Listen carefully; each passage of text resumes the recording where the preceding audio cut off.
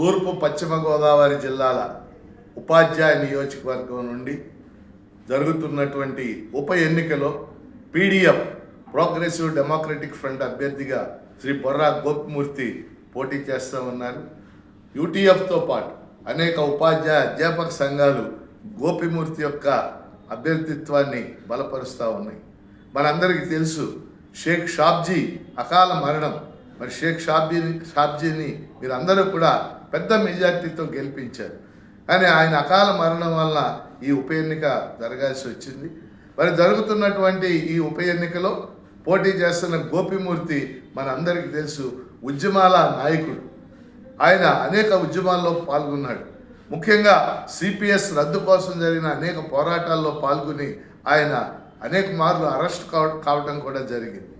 అంతేకాకుండా ఉపాధ్యాయ సమస్యలు ఏవి ముందుకు వచ్చినా, విద్యారంగ సమస్యలు ఏవి ముందుకు వచ్చినా ఆయన పోరాటం చేస్తూనే ఉన్నాడు.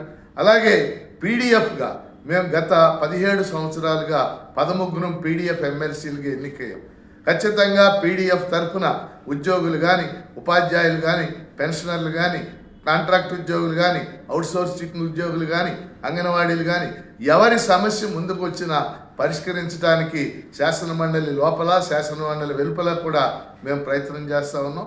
ఈ క్రమంలో జరుగుతున్నటువంటి ఉప ఎన్నికలో గోపిమూర్తి గారికి తొలి ప్రాధాన్యత ఓటు వేసి తూర్పుగోదావరి జిల్లాలో ఉన్న ఉపాధ్యాయులు, అధ్యాపకులు ఆయనకు అఖండ మెజార్టీ ఇవ్వాలని చెప్పేసి పీడీఎఫ్ తరఫున కేఎస్ లక్ష్మణరావు ఫ్లోర్ లీడర్గా నేను హృదయపూర్వకంగా మిమ్మల్ని అందరినీ కూడా కోరుకుంటున్నాను.